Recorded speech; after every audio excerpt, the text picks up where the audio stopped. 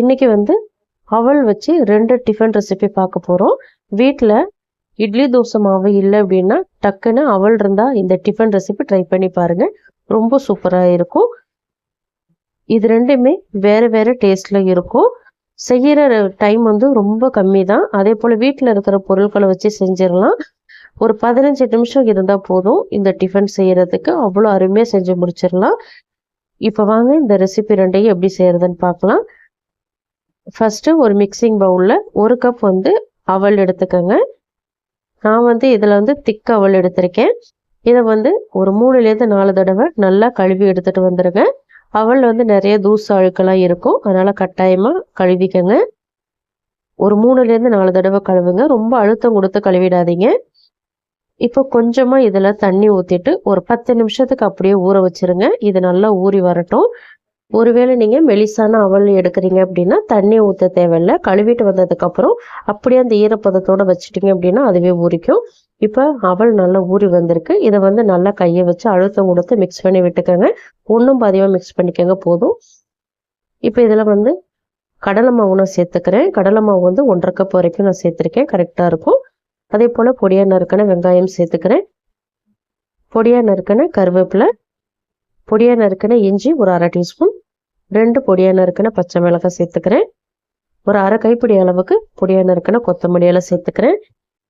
வெங்காயம் வந்து ஒரு 2 வெங்காயம் எடுத்துக்கோங்க, கரெக்டாக இருக்கும். இடித்த பூண்டு ஒரு 4 பல் சேர்த்துக்கிறேன். சீரகம் 1 டீஸ்பூன் சேர்த்துக்கிறேன்.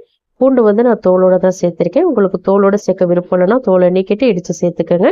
ஒரு பிஞ்ச் அளவுக்கு பெருங்காயத்தூள், தேவையான அளவு உப்பு, 2 டேபிள் ஸ்பூன் ஊற வச்ச கடலைப்பருப்பு, இது எல்லாத்தையுமே சேர்த்துக்கிறேன். கடலைப்பருப்பு நான் 2 மணி நேரத்துக்கு முன்னாடியே ஊற வச்சு வச்சுருந்தேன். தண்ணியை வடிகட்டிட்டு அதை சேர்த்துட்டு நல்லா மிக்ஸ் பண்ணிக்கோங்க. அவலில் இருக்கிற ஈரப்பதத்தை வச்சு எந்த அளவுக்கு மிக்ஸ் பண்ண முடியுமோ ஃபஸ்ட்டு மிக்ஸ் பண்ணிக்கோங்க. எடுத்ததுமே தண்ணி சேர்த்துற வேண்டாம். இப்போ தேவைப்பட்டால் மட்டும் கொஞ்சமாக தண்ணி தெளிச்சுட்டு மறுபடியும் கலந்துக்கோங்க. நம்ம அடமாவெல்லாம் ரெடி பண்ணுவோம் பாருங்கள், அந்த பக்குவத்துக்கு நீங்கள் மாவை மிக்ஸ் பண்ணிக்கணும். கொஞ்சம் கொஞ்சமாக தண்ணி தெளித்து மிக்ஸ் பண்ணுங்கள். இப்போ பாருங்கள், நல்லா சப்பாத்தி மாவு மாதிரி நல்லா சாஃப்டாக மிக்ஸ் பண்ணிக்கணும். நான் எந்த அளவுக்கு மிக்ஸ் பண்ணியிருக்கேன் பாருங்கள். இது போல் நீங்களும் சாஃப்டாக மிக்ஸ் பண்ணிக்கோங்க. மிக்ஸ் பண்ணின மாவை பெரிய உருண்டைகளாக உருட்டி எடுத்துக்கோங்க. எடுத்துகிட்டு இதை அப்படியே டைரெக்டாக தோசைக்கல்லில் வச்சு தட்ட முடிஞ்சால் உங்களால் தட்டிக்கங்க. உங்களுக்கு டைரெக்டாக தோசைக்கல்ல தட்ட வராது அப்படின்னா ஒரு இலையிலையோ அல்லது பட்டர் ஷீட்லேயோ வச்சு தட்டி அதுக்கப்புறம் நீங்கள் தோசைக்கல்ல சேர்த்துக்கோங்க. நான் தோசைக்கல்ல ஹீட் பண்ணியிருக்கேன். ஆனால் லோ ஃப்ளேமில் வச்சுக்கணும். லோ ஃப்ளேமில் வச்சுட்டு இந்த மாவை சேர்த்துட்டு நல்லா தட்டி விட்டுக்குங்க. கையில் வந்து தண்ணியை தொட்டுட்டு தட்டினீங்க அப்படின்னா உங்களுக்கு கையில் ஒட்டாமல் தட்ட வரும். நல்லா மெலிசாக தட்டி விட்டுக்குங்க. இப்போ நான் நல்லா தட்டி விட்டுட்டேன். இந்த ஸ்டேஜில் எண்ணெய் சேர்த்துக்கிறேன். எண்ணெய் வந்து உங்கள் விருப்பத்துக்கு தகுந்த மாதிரி அதிகமாகவும் கம்மியாகவும் சேர்த்துக்கங்க. எண்ணெய்க்கு பதிலாக நீங்கள் பட்டர் கூட சேர்த்துக்கலாம், ரொம்ப டேஸ்ட்டாக இருக்கும். இப்போ ஒரு சைடு குக் ஆனதுக்கப்புறம் திருப்பி போட்டு இன்னொரு சைடு குக் பண்ணிக்கலாம். ரொம்ப டைம் எடுக்காது, ரொம்ப சீக்கிரம் குக் ஆகிடும். ஆனால் மீடியம் அல்லது லோ ஃப்ளேமில் வச்சுட்டு தான் குக் பண்ணணும். இப்போ 2 சைடுமே நல்லா செவந்து வந்துருச்சு. இப்போ இந்த ரொட்டியை வெளியில் எடுத்துக்கலாம். ரொம்ப டேஸ்ட்டாக இருக்கும், கண்டிப்பாக ட்ரை பண்ணி பாருங்கள். இந்த ரொட்டிக்கு சைட் டிஷ் வந்து நான் கடைசியாக சொல்லியிருக்கேன், அந்த ரெசிபியும் ட்ரை பண்ணி பாருங்கள். இது வந்து கண்டிப்பாக பசங்களுக்கு செஞ்சு கொடுத்து பாருங்கள். டிஃப்ரெண்ட்டாக இருக்கும் டேஸ்ட்டு, பசங்க விரும்பி சாப்பிடுவாங்க.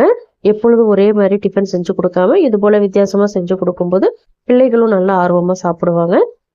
இது வந்து ஈவினிங் டைமில் நீங்கள் ஸ்நாக்காக கூட ரெடி பண்ணி கொடுக்கலாம். இதுக்கு வந்து தேங்காய் சட்னி கூட ரொம்ப சூப்பராக இருக்கும்.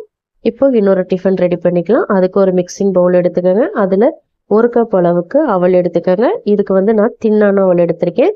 இதை வந்து இப்போது 2லேருந்து 3 தடவை நல்லா கழுவி எடுத்துகிட்டு வந்துடுங்க. அவல் வந்து கட்டாயமாக கழுவி தான் சேர்க்கணும். கழுவிட்டு வந்ததுக்கப்புறம் கொஞ்சமாக தண்ணி தெளிச்சுட்டு ஒரு 5 நிமிஷத்துக்கு ஊற வச்சுருங்க. தண்ணி வந்து ரொம்ப அதிகமாக சேர்த்துற வேணாம். தண்ணி சேர்க்காம ஊற வச்சாலும் ஊற வச்சுக்கோங்க. இப்போ நல்லா ஊறி வந்துருச்சு. இப்போ நான் மசிச்சு காட்டுறேன் பாருங்கள், இந்த அளவுக்கு ஊறி வந்திருக்கு பாருங்கள். இப்போ இதை நல்லா மசிச்சு விட்டுக்கோங்க. நம்ம சப்பாத்தி மாவுலாம் ரெடி பண்ணுவோம் பாருங்கள், அது போல் நல்லா மசிச்சு விட்டுக்கோங்க. இப்போ நல்லா மசிச்சுட்டேன். இந்த ஸ்டேஜில் பார்த்தீங்கன்னா 1 கப் வந்து கடலை மாவு சேர்த்துக்கிறேன். கடலை மாவு உங்களுக்கு எவ்வளவு தேவையோ அதுக்கு தகுந்த மாதிரி எடுத்துக்கோங்க. இப்போ வெங்காயம் பொடியாக நறுக்கினது, துருவின கேரட் சேர்த்துக்கிறேன்.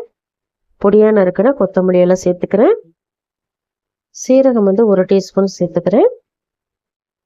பொடியாக நறுக்கின இஞ்சி ஒரு 1/2 டீஸ்பூன் சேர்த்துக்கிறேன். 2 பச்சை மிளகாய் சேர்த்துக்கிறேன்.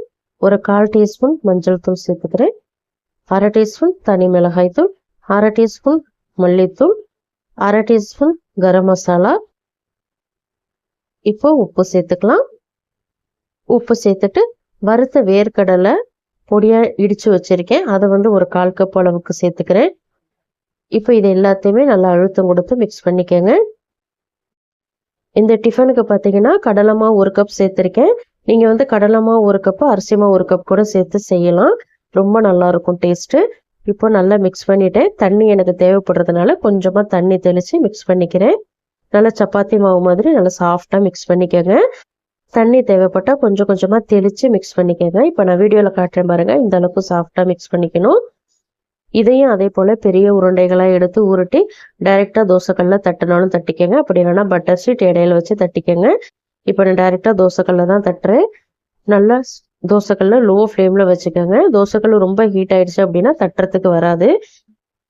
கையில் எண்ணெயோ அல்லது தண்ணியோ தொட்டுட்டு தட்டினீங்க அப்படின்னா ஈஸியாக உங்களுக்கு கையில் ஒட்டாமல் தட்ட வரும். இப்போ தட்டிட்டேன். எண்ணெய் சேர்த்துக்கலாம்.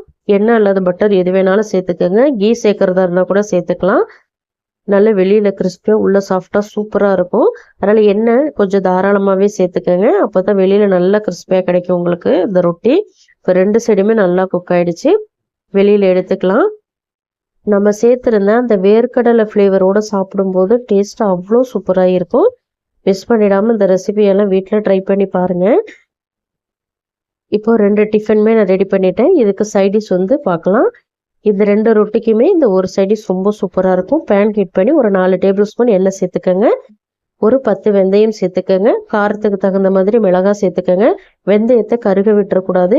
அதே போல் நான் வந்து காஞ்ச மிளகாய் எடுத்திருக்கேன். நீங்கள் காஷ்மீரி மிளகாய் எடுக்கிறதா இருந்தாலும் தாராளமாக எடுத்துக்கலாம். ஒரு 35லேருந்து 40 சின்ன வெங்காயம், ஒரு 25லேருந்து 30 பூண்டு பல் சேர்த்துக்கோங்க. சேர்த்துட்டு ஒரு தடவை நல்லா கலந்து விட்டுக்கோங்க. கலந்து விட்டதுக்கப்புறம் புளி கொஞ்சமாக சேர்த்துக்கோங்க. புளி சேர்த்துட்டு நல்லா கலர் மாதிரி வர வரைக்கும் வதக்கிக்கோங்க. லைட்டாக கோல்டன் கலர் வரணும், அது வரைக்கும் நல்லா மீடியம் ஃப்ளேமில் வச்சுட்டு வதக்கிக்கோங்க. இப்போ பார்த்தீங்கன்னா ஓரளவுக்கு கலர் மாதிரி வந்திருக்கு பாருங்கள். இந்த ஸ்டேஜில் வெள்ளத்துண்டு கொஞ்சமாக சேர்த்துருக்குறேன். வெல்லம் கட்டாயமாக சேர்க்கணும், அப்போ தான் இந்த சட்னி டேஸ்ட் ரொம்ப நல்லா இருக்கும். இப்போ இதை வந்து நல்லா டார்க்கு கோல்டன் கலர் வர வரைக்கும் வதக்கிக்கணும். இப்போ நான் வீடியோவில் காட்டுறேன் பாருங்கள்.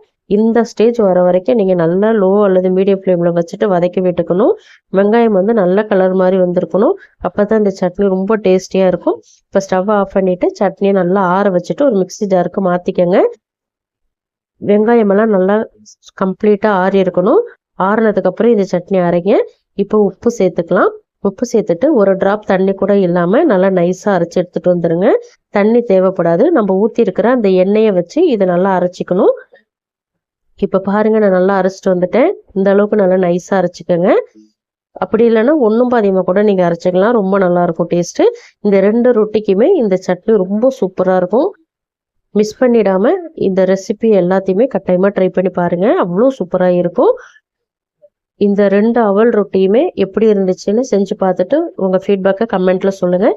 இந்த ரெசிபி கட்டாயமாக உங்களுக்கு பிடிச்சிருக்கும் நம்புகிறேன். பிடிச்சிருந்தா லைக் பண்ணுங்க. உங்க ஃப்ரெண்ட்ஸ் அண்ட் ஃபேமிலி மெம்பர்ஸ் எல்லாருக்குமே நிறைய ஷேர் பண்ணி விடுங்க. இது போல இன்ட்ரெஸ்டிங்கான ரெசிபிஸ் தெரிஞ்சுக்கணும்னு நினைச்சீங்கன்னா மறக்காம அனிதா டேஸ்ட் காரர் தமிழ் சேனலை சப்ஸ்கிரைப் பண்ணிக்கோங்க. தேங்க்யூ.